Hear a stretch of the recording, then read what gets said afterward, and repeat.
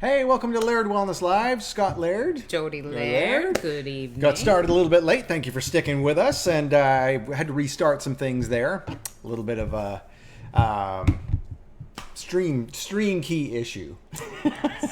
I know you don't want me to mention things. I like to explain what's going on. I just said, don't mention that there was an issue, and that's the first thing I just can't help it. It's like I gotta explain what happened because people are like, where are they? What's going on? Anyway, so that's what went on. I don't know, some kind of glitch with the little code we were given. I had to redo the event and get a new code. So anyway, we're going to talk about intermittent fasting tonight. Very fascinating stuff. I found some interesting things you might want to know about, especially regarding cholesterol. We have a lot of folks who, they want to have their cholesterol at a certain level. Yes. And of course, we want to say, hey, it's all about the ratios. It's not about whether one's high or low. And interestingly enough, something I found tonight actually kind of lends itself to that point. Okay. From an actual study. So it's sort of, without even saying it though, really they kind of strengthened that notion, which was really interesting. So the way this starts, intermittent fasting. So first of all, what is fasting? So fasting is going without food. Obviously, we all know that. We see fasting in the Bible. We see, Jesus fasted for 40 days. And, every year we have Yom Kippur and we fast from sunset to sunset. So it's a 24-hour period. And when we used to do that, it was really hard. Well, the first couple of years it was hard, for sure. So we're talking about 16, 17 years ago for us. And I spent one Yom Kippur in our car throwing up. Right, because you were totally addicted to caffeine. Yeah, coffee. Yep. And so you didn't have any that day. So you had a massive headache that day too. I had a massive headache all day. Which led to the throwing up and spending the evening in the car while you were inside breaking the fast with pizza. Yeah, that's really a dumb thing to do, by the way. If you do a fast, you got to really ease yourself into it, not put a bunch of gluten, cheese, and meat into your body. Woo! Yeah. Man, that's a really dumb idea. But now it's easy. Yeah. Now, because we practice intermittent fasting. Right. So you explain what intermittent fasting is. Well, you have a certain eating window, and I heard there's a new verbiage for it instead of intermittent fasting. It's called, I don't even know. Time restricted eating? Yes. ETRT or something like that. And TRE. Yes. Yeah. But no, it's like 4 letters, but some people like it better. I'm not sure why. But you have an eating window, and then you have a fasting window. Yep. And some of the new studies are actually saying that you should start eating breakfast, but just stop eating early. So it goes more with your circadian rhythm. So there's a bunch of different stuff out there. I actually like not eating until noon. I like exercising in the morning without eating. I like my window. My window is like 12 till about 6:30. That's when I eat. Okay. Yeah. And I only eat 2 meals. That's it. So I eat one at noon, and then I eat one after I work out. Right. So it's not like, typically people start with like a 12 and 12, right? So 12 hours of eating, 12 hours of not eating. And when we say 12 hours of eating, it's not eating all the time. No. The more often you eat, the more that spikes your insulin. So if you have an insulin issue, that's actually going to spike your insulin. You don't want to do that. So what we're talking about is 2 larger meals, and try not to snack in between. And I'm guilty of that too. I mean, I snack in between sometimes as well. But the idea is that you don't snack in between because, again, every time you put something in your mouth, you're spiking your insulin. Right. So we're trying to do bigger meals. And people say, well, how do I eat that much in between meals?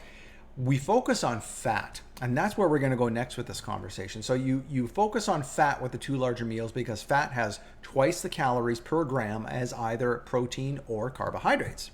Carbohydrates and protein each have 4 calories per gram, right? And fat has 9 calories per gram. So a lot more calories you're getting, which will of course satiate you for a longer period. So that's how you do this. I have this theory about like what's coming down the pike. Mm-hmm. You need to have some coconut oil on hand, and so many of us will be doing some intermittent fasting as well as downing some coconut oil. Being fat adapted, and you have yourself a spoonful of coconut oil. You can go for hours and hours on that. It's not very fun, but it's efficient. Yep. So here, now there's a good transition point here. So you said that you have to be fat adapted. What does that mean, being fat adapted? I eat fat all the time. How can I not be adapted? So here's the thing. Your body either runs on sugar or fat. Those are the two fuels, kind of like a hybrid car, right? It runs on electricity and on gasoline. Right. And your body will either choose one or the other depending on what it has available to it. So, in North America, we often eat and most of it is carbohydrates, right? Now, it's not all carbs are not bad. We don't want to throw them all in one batch, right? So, but carbs can be anything from like, highly processed white crackers and bread to green vegetables. They all have carbohydrates. Now, some are more complex carbohydrates and simple carbohydrates. So where do we get that term from? So a simple carbohydrate is one whose molecular structure is very simple. I'm pretty sure you say that every week. That word, molecular structure. Molecular structure. It's a good It's word. my thing, molecular structure. We've heard some words lately. What's the hot word lately on some of the webinars we've heard? Efficacious. Oh, egregious. Egregious. Egregious. I like that word. So, yeah, these terms that we're using quite often are quite egregious. But anyway, so where was I going with this? Oh yeah, so being fat adapted and the hybrid car. Right. Okay. So and molecular structure. And the molecular structure of a simple carb is very simple. There's not many things to it, so the body doesn't take very much time to break it apart. Thus, it breaks it apart quickly. The sugar, which is what it is, when we break up the carbohydrates, turn to glucose, sugar, boom, goes into the bloodstream. And that's why you get these spikes, because it breaks up that molecular structure so quickly that it's just, wow, everything goes right into the bloodstream right now. It's like an explosion. But complex carbohydrates, well, it takes a little time to take things pieces apart and and so it doesn't create that spike. It's more like a rounded curve. Now it's still more than you want, but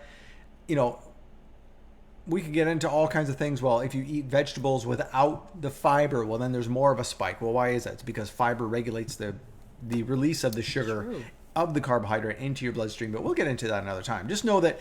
So your body can either burn sugar or fat. So that's how sugar burns. Fat, now with sugar, by the way, so there's all kinds of metabolic waste and all kinds of like problems and all kinds of like, it's like burning a really dirty gasoline. Right. And so that's, there's all kinds of smoke, if you will, and ash and carbon and all kinds of garbage and that your body has to take care of. Creates inflammation, creates an immune response. If you're eating carbs all the time, you may have a sniffle if you notice. Now, once you do this intermittent fasting thing, you'll really notice this because your body reacts that much quicker. And you go, how come I have a sniffle? I ate a bunch of carbs after I was fasting. I get it now. I understand why. So there's a lot of metabolic junk that goes on when you eat carbohydrates. Fat, not so much. It's a lot cleaner burning fuel. So let's just pretend that a hybrid car, the electricity is actually cleaner. Because, you can get into all the semantics. If you have a Tesla and you plug it in, you're actually burning coal in that car, because where are you getting the electricity from? It's from a coal-fired plant. Right. Anyway, but let's not get into that. Let's just look at a hybrid car. Okay, so the hybrid car is it uses the electricity to generate a motor, which creates the electricity. So it's in that sense, it's very clean burning, clean burning form of energy. Right. So that's what fat is, very clean burning. There's not a whole lot of metabolic waste, that kind of thing. It's a lot cleaner for the brain, a lot nicer for the brain. When you get too much sugar in your blood, you think of sugar in anything. If you put sugar in water, what happens to the water? It gets thicker, right? And again, I say this every week, but fat is so important for the brain. Low-fat diets did us no good. In fact, it was an awful thing for us to go through because it didn't work for our brains. Our brains are, how much? 65% fat? You need fat to fuel the brain. Now, let's think about that, too. So what do you put in let's use the car as another analogy here. And it really, it's a lot of similarities here, really. So you put oil in your car. Why? Because the parts rub against each other, and you're trying to get oil in between there, make things nice and smooth, right? So nice and smooth, very quick flowing, very slick, right? Yep. So you slip on oil on the floor, and you're going to fall down. It's a slick, right? So it's very, very fast. So that's kind of like the oil in the diet, right? Yep. Very slick, very clean burning, very efficient, not much to it. The body can use it. It's the brain's favorite food. Now, you think not to mention the joints and the ligaments and the tendons. Again, it lubricates everything, your bones and everything. Yep. Your cells are made up of fat. You know, That's anyways, the word everything. I thought of. Lubrication. That's right. Yeah. And yes, your brain is 60% fat. So 60. no wonder your brain likes fat. So, but if you have glucose, like we were saying with the glucose in the water, what happens? The water gets thick. What do you think happens to your blood when there's a whole lot of sugar in there? No difference than the glass of water. Your blood gets thick. Right. Okay, that's not a good thing. That causes blood clots, strokes, heart disease, high blood pressure. Why high blood pressure? Because the thicker the water, you imagine trying to squirt Jell-O through a hose, that's really going to stress things, right? Well, that's like your heart. Your heart has to pump that much harder because now the liquid it's trying to push through your body, the blood, is thicker and it's going to take more effort. Right. Thus, it increases the pressure, high blood pressure. This is where this comes from. So you don't want to have too much sugar in the blood. Now, spending a whole lot of time on this, we need to get to actually our topic. So fasting does something very interesting. It triggers the body to switch its energy source because now you're not feeding it carbohydrates, but what do you have lots of in your body? Even if you're skinny, you still have a good store of fat. Why? Because the body will hang on to some just in case you don't have food. Your body has a built-in kind of prepping mechanism where it's going to feed you even if you can't find food. Right. That's what the fat is for. The fat will then start burning and producing what they call ketones. And ketones are a very beneficial thing in the body. This is why we want to burn fat more often. And if we do intermittent fasting, whereas we hold off, like Jody said, till noon or so to start eating, when your body's used to having food and it doesn't get food, it's going to say, well, I guess we have no choice but to burn our own fat. And that's what you want. Right. That's exactly what you want. It's not only good for weight loss and this kind of thing, but it's like we said, it's very clean burning fuel. And it creates more ketones in the bloodstream, which are beneficial for all kinds of things. So let us show you what it will actually do in your body, okay? So this is a study from the New England Journal of Medicine. This is the effects of intermittent fasting on health, aging, and disease. So here's some things it'll do. It'll enhance your defenses against oxidative and metabolic stress. So this is why we want to eat antioxidants because because we have lots of oxidative stress from all kinds of things, pollutants, too much exercise, not enough exercise, eating the wrong foods, blah, blah, blah, blah, blah. Pretty much everything we do in this modern world is creating oxidative stress. It will increase autophagy. What is autophagy? Autophagy is the cleanup process of your blood. Right. It's the death of the old cells and the cleaning out and the rebirth of new cells. So there we go. I've always thought about that every time, because we've done a lot of things over the last 15, 20 years, a lot of different diets, trying to find the right thing. And we've always said, what is it that, when your cells are dying because they die all the time and they're reborn all the time. 300 million every minute. So what are you feeding your new cells with? So if you're feeding garbage, your new cells are garbage. Right. And so then comes disease and whatever. I didn't know there was an actual word for it, though, until the last couple of years, autophagy. Autophagy, yeah, interesting, right? Love that word. And another thing it does is it improves your glucose regulation. In other words, if you have diabetes and your A1C is above 5.6 or so, that means your body's not very good at regulating your glucose metabolism. Guess what? Intermittent fasting improves that even after you start eating at noon. It will continue, not just during the fasting stage. How about that? It also suppresses inflammation, gives you disease resistance. It actually improves the mental and physical performance. Yes. And, let me talk about that because a lot of people say, no, you need carbs, especially if you're an athlete. Okay, you can choose to be that kind of an athlete. And we had athletes in our house, both of our kids, and we're sort of somewhat of pseudo-athletes in our own way. In my own mind, I'm an athlete. Yeah, and they survived on carbs. I mean, they were carb-driven athletes. But there are some athletes out there who know this science, and this is a science, and they do very well with intermittent fasting and with a proper keto diet. In fact, you do have energy because when I did that 7-mile hike with my friends about 2 months ago, I didn't eat before that 7-mile hike. Oh, really? I didn't know that. Did not eat until it was done. It was about 2 o'clock. Now that was pushing it a little bit because I usually eat at about noon. Yep. And at about 1:30, at about mile 6, I was like, man, I probably should have brought a snack, but I didn't. And I did the whole 7-mile hike with no food. Wow. So you're just working off of the fat in your own body. That's what, when you needed some fuel, that's what your body grabbed for fuel. Yep. And you were just fine. Yep. And that's why when people do like intermittent fasting at first, it's kind of a shock to the system. And to get people into it who were never used to fast at all. A chiropractor friend of mine in Charlotte, Dr. Aaron Ernst, what he would do is get people on a bone broth fast for like 3 days. And so that would kind of force you into this where you had nothing but bone broth, which has like no carbs in it at all, just fat. So you're feeding the body fat, nothing but fat. And you're saying, look, I'm not giving you any carbs. I don't care. Here's some more fat. Get used to it.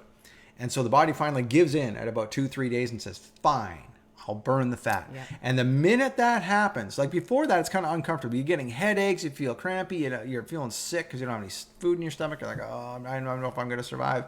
2 days into it or so, all of a sudden your body goes, I want to clean the whole house. I want to go for a run. Yeah.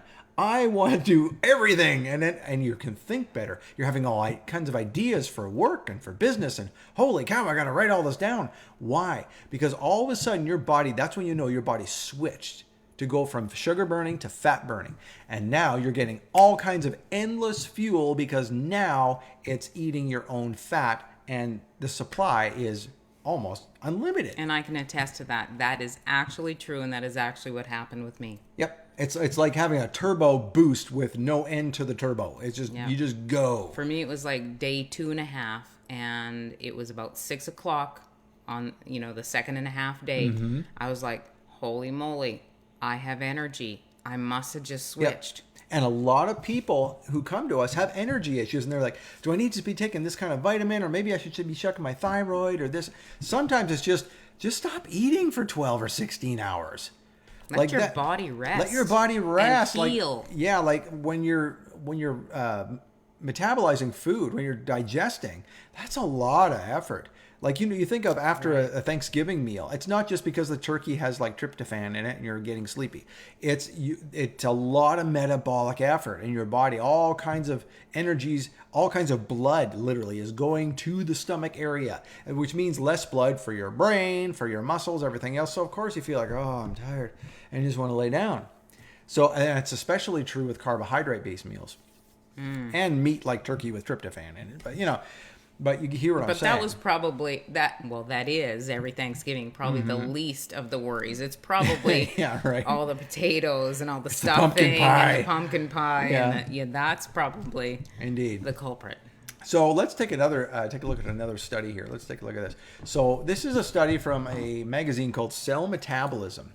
And it's fasting circadian rhythms, which you were talking about earlier. Right. When you go to sleep, when you wake up, that is your circadian rhythm. When your body knows it's time for bed and when it's time to get up. And time-restricted feeding. There we go, TRF. It's not even time-restricted eating, it's time-restricted feeding. Yeah. I'm pretty sure somebody else called it something else today, but it's brand new, and you know how things are always changing. It's all semantics. People just don't want to call it fasting because it's a negative word. Let's call it time-restricted feeding. That's eating. A better F word. Let's use feeding. Oh, wait. Okay, so both, now let's read what's in the blue there. This is the result of what they did here. So both intermittent and periodic fasting result in benefits ranging from the prevention to the enhanced treatment of diseases. How about that? They did this on animals. And this involved intermittent fasting, which they abbreviated as IF, periodic fasting, which is PF, and time-restricted feeding. What exactly the nuances are between each, I'm not exactly sure, but it's pretty much all the same thing. You fast for a little while and good things are going to happen. So check this out. In conclusion, so here are these abbreviations. Recently, intermittent fasting, periodic fasting, as well as time-restricted feeding have emerged as potential strategies for avoiding major dietary changes.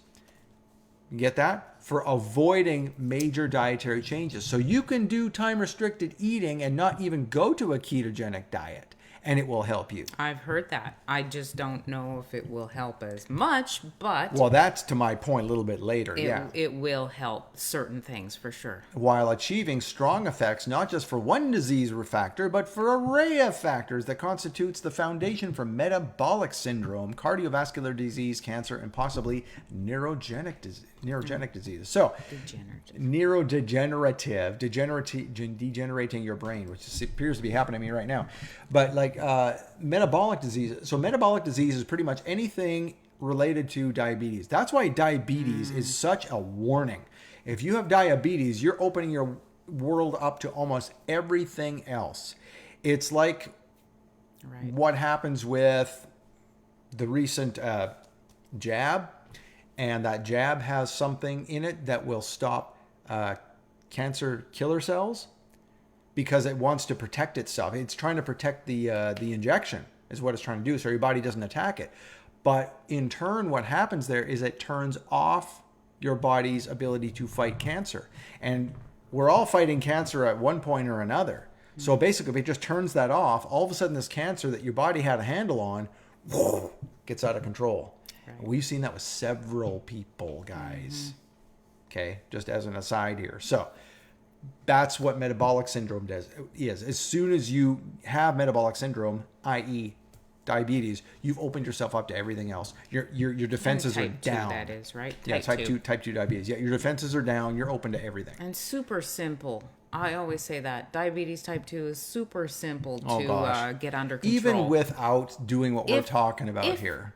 If your mind wants to do it. Right. It will do it. There's several ways to do it too. Like we're going to talk about like intermittent fasting and ketogenic diet tonight, but even there's a movie, okay, if you want some entertainment, go to YouTube. It's been free up there forever. It's not one of the things they're trying to take down or anything. It's called 30 Days Raw. Right. 30 Days Raw. And this was a big deal when I worked at the Hallelujah Diet because this particular movie, what they did was they took I think it was like a dozen people out to this facility in the middle of the desert. So there was no 7-Eleven, no McDonald's nearby. They all had nothing. diabetes. They all had diabetes. They were not given cars. Basically, they were trapped there. Okay, so they couldn't go anywhere. What they did was they fed these people, all of whom had diabetes. One of them type 1 as well. And he didn't find out till after the experiment because he didn't realize it. So type 2 diabetics, for the most part, raw food for 30 days, only raw food. And they had a chef there who did all kinds of raw foods, vegan raw foods, that kind of thing, vegan, all plant-based foods. Some people couldn't hack it. They kind of freaked out. You know what we talked about those first couple of days on a fast? You're kind of like, I don't know if I can do this. They just flipped out and left. But anybody who stayed, walked away from that facility 30 days later, no diabetes. Yep. It's that easy. If you're on insulin for years, you don't need to be. Okay? We can teach you how to get off of that. Right. And we'll show you later how you can do that. Anyway, so this is the beautiful thing about intermittent fasting. It reduces your risk of that along with a whole bunch of other things. So the no dietary changes is what got me. Yeah. So here's I've been reading about that lately too. Yeah. So here's now, like you said, to your point, imagine if you included dietary changes. Right. Wow. So now you're like Superman. You don't just lift up the car and save the little boy from underneath it. Now you can fly. Okay. Like, wow, you got 2 superpowers. So yeah, I mean, but that's really cool though. So you can reduce your risk. And here's another example of that. So Billy Weiss, our pharmacist friend, he has a Kangen machine. You know, one of these machines that like, it's a water ionizer. Yeah, we do too. But I mean, he has one of these at his pharmacy. Right. And people come in all the time and fill up the water for free. And he just lets people do that because it's healthy for them. Mm-hmm. Well, he's counseled a few people and said, look, I want you to change nothing but your water. I want you to drink a certain amount every day. And let's see if it helps the disease that you're struggling with. And people who have diabetes, cancer, heart disease, I mean, literally serious stuff like this, they did nothing but change their water. Didn't even do intermittent fasting. And it started to reverse their conditions just by changing their water. So you guys, it's all about habits.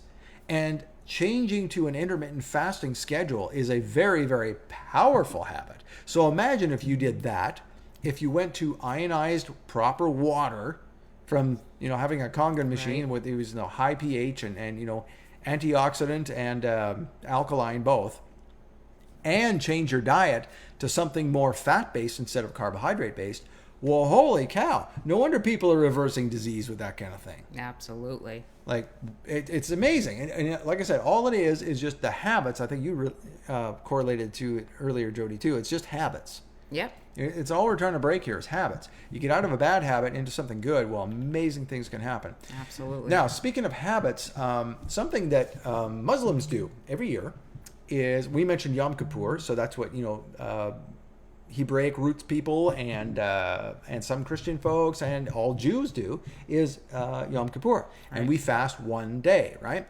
And we think that's hard. Well, the Muslim people really, they put that to the test. They do 30 days. That's what Ramadan is.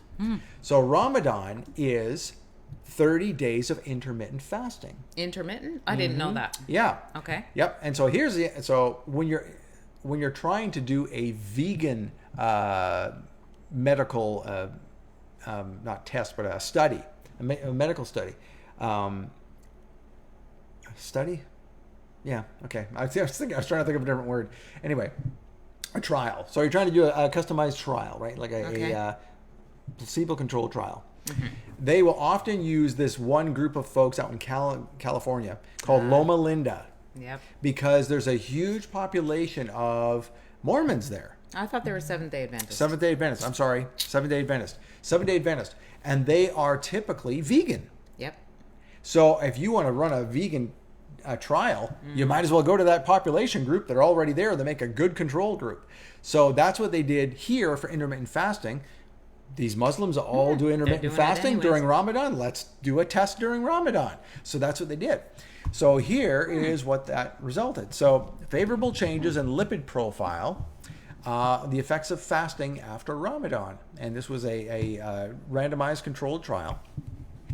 And they did this for 30 days. And here are the results.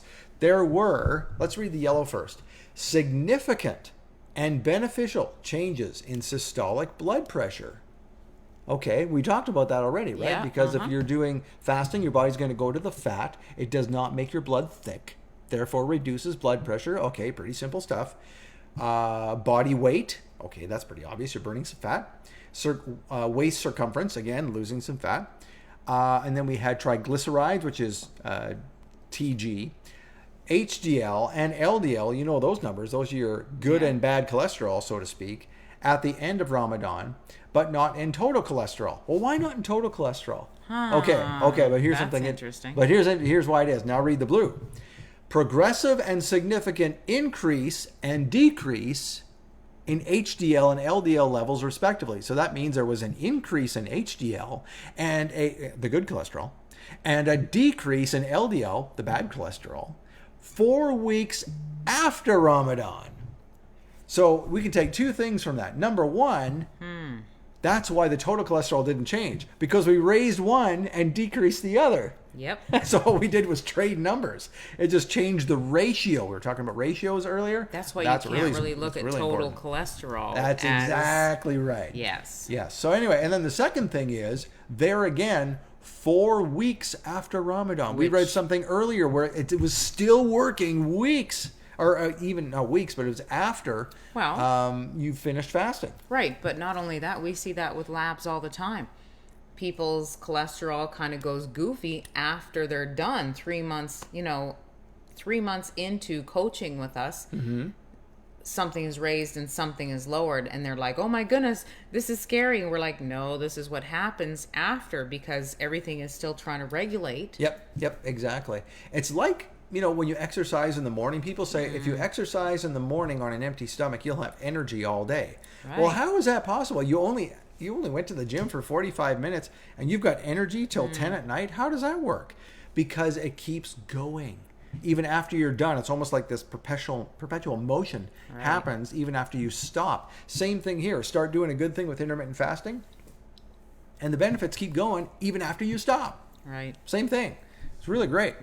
So that was amazing. Now, I want to show you something else here regarding cholesterol. We just talked about cholesterol, what the ratios are. So you may have heard that, to be healthy, you need total cholesterol under 199, and you want LDL under 100, and HDL above 50. Well, that's the medical norm. But Dr. Lewis says something else, and so does our friend Dr. Jockers, and so do most, I should say, other chiropractors who know a thing or two about nutrition. So the next slide we're going to show you here is from our friend Dr. Jockers. You can go to drjockers.com. He has all kinds of great information from there.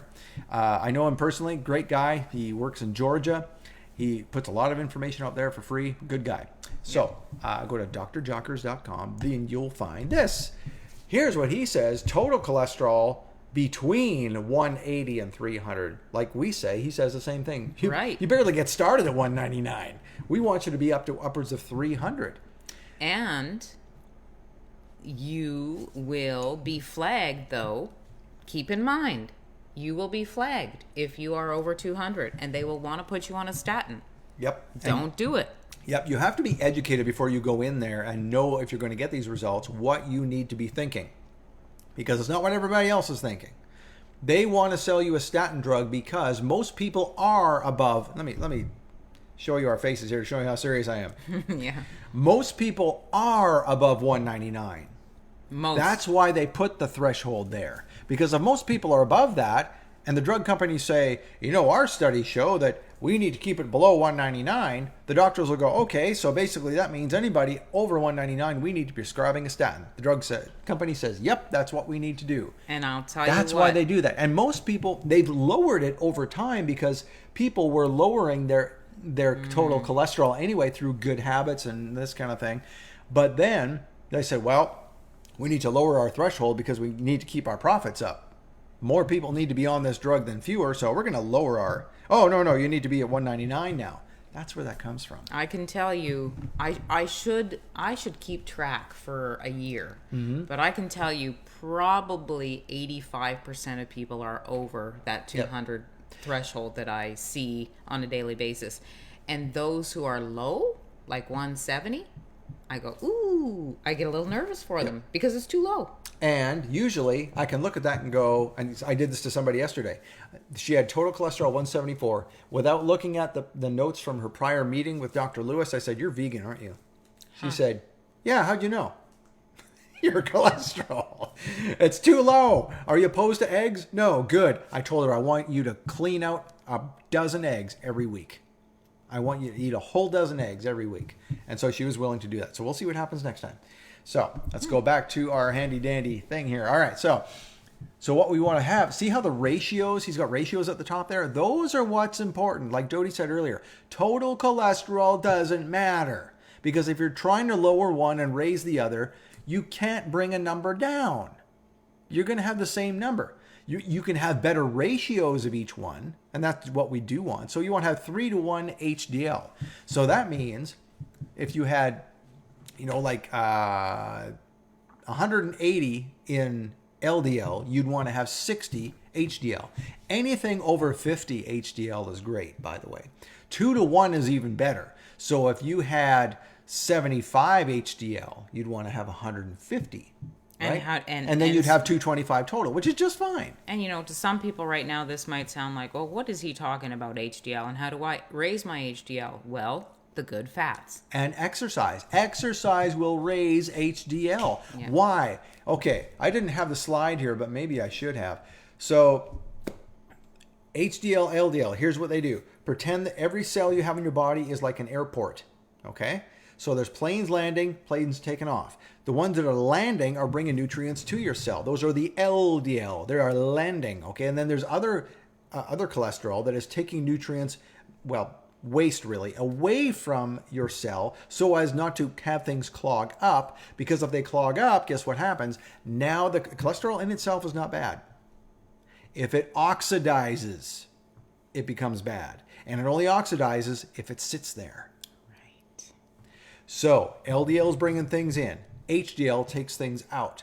So that's why, now you can see, that's why you need HDL. You need to have things going out. Because you can imagine, let's use the airport analogy again. If you have all kinds of planes landing and nothing taking off, eventually you're going to have a traffic jam. And that's not good. And if you have a whole bunch of planes sitting on the tarmac in the rain, what's going to happen? Rust. What do we call that? Oxidation. Oxidative stress. Right. Okay. Oxidized cholesterol. Now we get it. That's why you have to have this flow. You have to have some coming in and some going out. Okay? So you got to move. You got to move. That's right. You got to move. And that's why, thank you for bringing me back on track there. Yes. So, so that's why when you exercise, you get that moving and you get more HDL pulling things out. Right. That's why it increases HDL, because you need more, because you're exercising. All right. So triglycerides should be under 100 ideally, underneath that little blue line. But let's look at the right side here. So triglyceride to HDL. So let's go to that other that scenario we had. So let's say you had 2-to-1 for LDL HDL. So let's say 75 LDL, or let's just go even simpler. So 50 LDL HDL, pardon me, and 100 LDL. Okay? Okay. And then that's 150. Now, it's not your total cholesterol because triglycerides are also included in that calculation.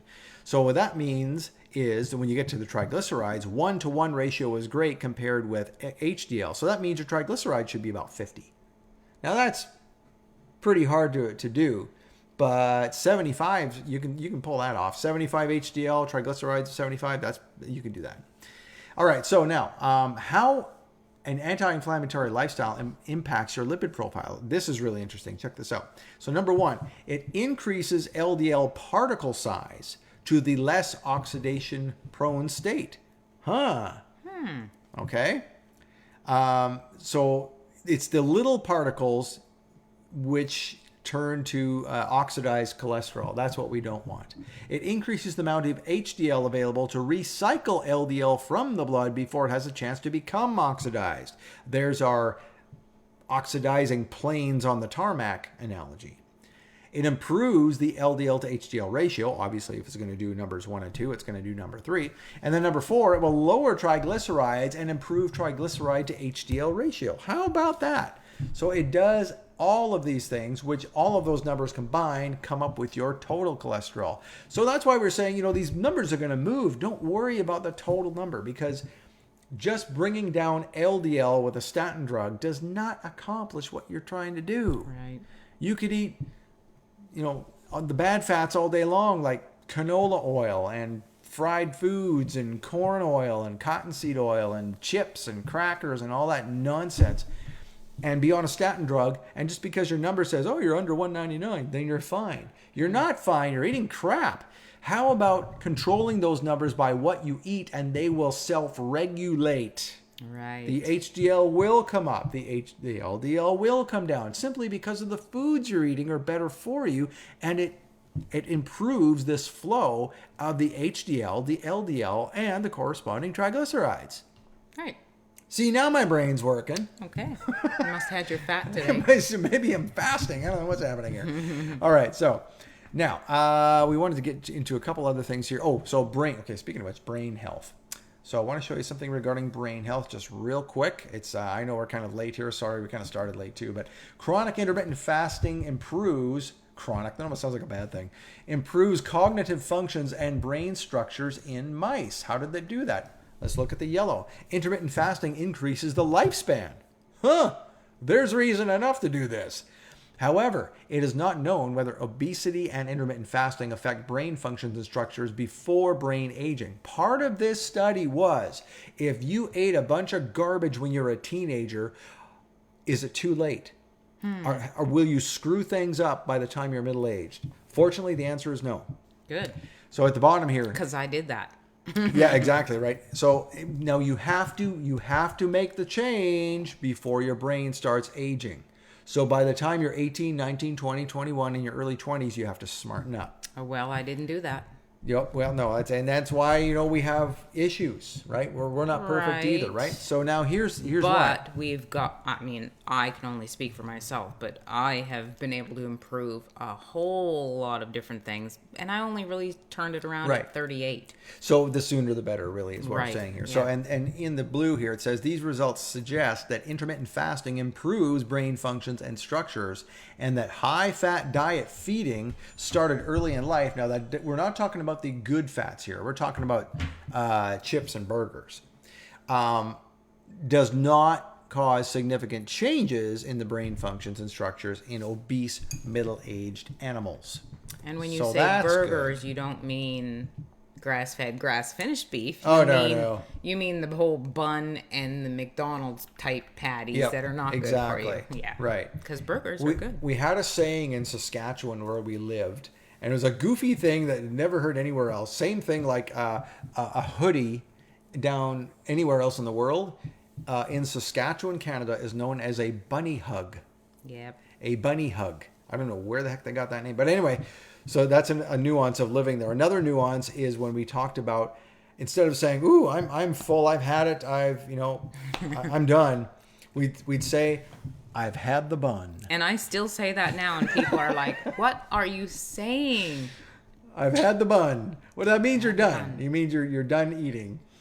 Yeah, so anyway, so goofy. We could do a whole show on just that. Let's give her. Oh man, that's just that means to go for it. Give her. Anyway, okay. One more thing. So like the leptin, we want to talk about leptin. So what is leptin? So some people say, well, I've been overweight for so long, I can't stop eating. Mm-hmm. And people say, oh come on, yes you can. Literally, physically, sometimes you can't. Right. And the reason is leptin. Leptin is a hormone that tells your body to stop eating. But if you eat and eat and eat continually, like we're talking about, you want to do 2 bigger meals and not eating all the time. Because if you eat all the time, not only are you spiking insulin, you're also sending a message. You're sending leptin, this hormone, all the time. And pretty soon your body goes, yeah, I'm just going to ignore that signal. Right. You become leptin resistant, which means you could eat all day long and never feel full. This is the unfortunate spiral that a lot of obese people find themselves in. Right. Because the body signal has simply stopped. So I was there, been there, yeah, done that. So how do you turn it back on? You simply just start eating better foods. Yeah. You start including some greens, a lot of fiber, and you're feeling full of the fiber and the good foods. All of a sudden, ding, that light turns back on. It's really quite simple. Like we were talking about earlier, all you have to do, it's about changing habits. That's all it is. Just change a habit. And if you need some help, we're here to help you do that. So have you noticed that I can stop eating, and I do stop eating, and I'm literally going, I can't. I couldn't possibly. In fact, last night we went out for supper, and I had a salad with salmon on it. Yep. And what did I do? Halfway through my meal. Yep. I gave it to you, and you ate it all. I did. Now, here's the amazing thing. When we're talking about intermittent fasting regarding leptin, this is what happens. So before we talk about that, so there's leptin and there's ghrelin or ghrelin. I'm not sure how you pronounce it. So ghrelin tells your body to eat. Leptin tells your body to stop. Two different hormones. So the main finding in the blue of this study is that the pattern of plasma leptin concentration demonstrated a significant reduction. They're talking about here when you're doing intermittent fasting. So in other words, if you practice intermittent fasting, your body will quit with the overproduction of leptin, and you'll turn the recognition of it back on. Right? Got it. And get this, in the yellow, the changes in plasma leptin concentration in this study were not associated with any significant changes in the ghrelin plasma concentration. What does that mean? That if you start intermittent fasting and the body tells you that you're full, you don't need to eat, the hunger signal did not increase, even though you're fasting. Interesting. Why? We can probably figure it out now, because at a certain point, your body says, fine, I'll just start eating my own fat. That's why you're not hungry. You have a secondary food source in your own body. It's your fat. That's why the hunger signal didn't turn up. Wow. Isn't that interesting? It's so cool. And it is so cool. And it's funny because we live that, and I can attest to it, that it does work. And I do not get hungry. And when I do eat, I do get full now. Yep. But I never grew up that way. And the big question is, if you didn't grow up that way either, you want us to teach us how to do that? You want us to teach you how? This is how you do it. Go to lairdwellness.com/blueprint. We will talk to you for a half hour, tell you all the stuff we have that can help you. You can do something really simple. You can just do a simple one-time consultation with me. You can do a blood test, which is what really most people do. And that blood test is right right here, this one right here, only $319. Okay, get this. For $319, first of all, you get a test that tells you all kinds of stuff about your body and what kind of diseases you could be headed toward and how we'll turn that around for you, by the way. But you get all of these 55 biomarkers that would cost you well over $1,000 if you did it yourself. We get a deal on it because we do it so often. That's why we get a volume discount with LabCorp. That's how this works. So you come to us, we'll get this blood test done for you. Then we put it through Dr. Lewis's patented algorithm. That's how special this thing is. That basically picks out the biomarkers that are most often associated with the disease, 12 different disease states.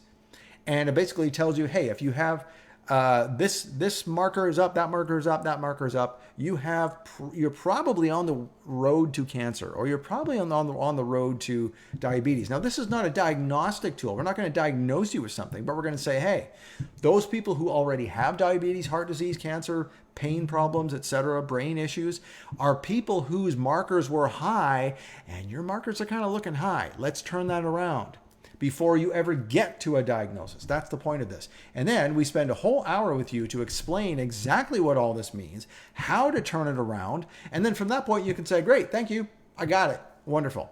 And then we'll see you in 6 months. A lot of people do these tests every year. Mm-hmm. The lady I was talking about yesterday, the vegan, she says, I'm doing this every year. This is awesome.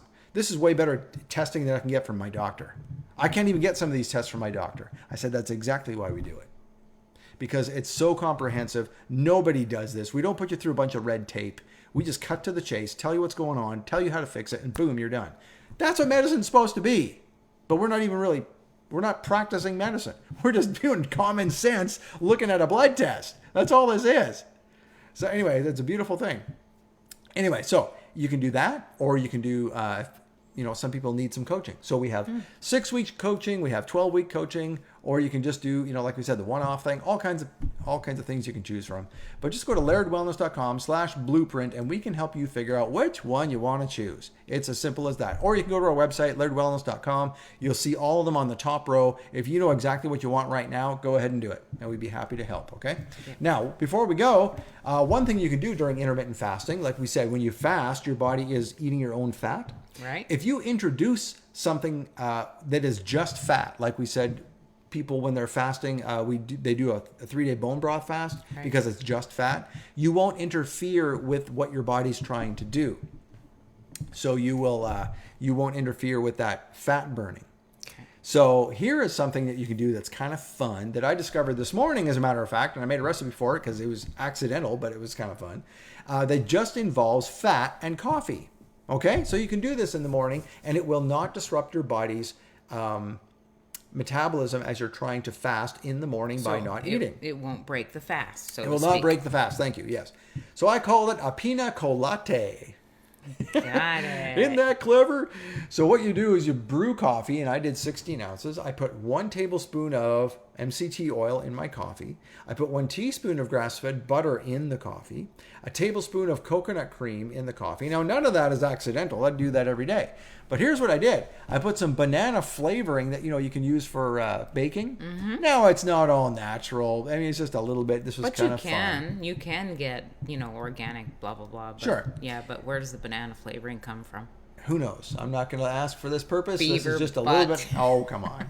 And then you can add stevia, monk fruit, or erythritol, or a combination of all three. I added just stevia. But because of the banana and the coconut mixed in the coffee, now what do? You blend it until creamy, like it says there at the bottom. You put it in a blender, and it's awesome. And it turns into this latte that kind of tastes like a pina colada because you have the coconut and the banana flavoring there. How about that? Nice. Kind of fun. You should make that for me tomorrow.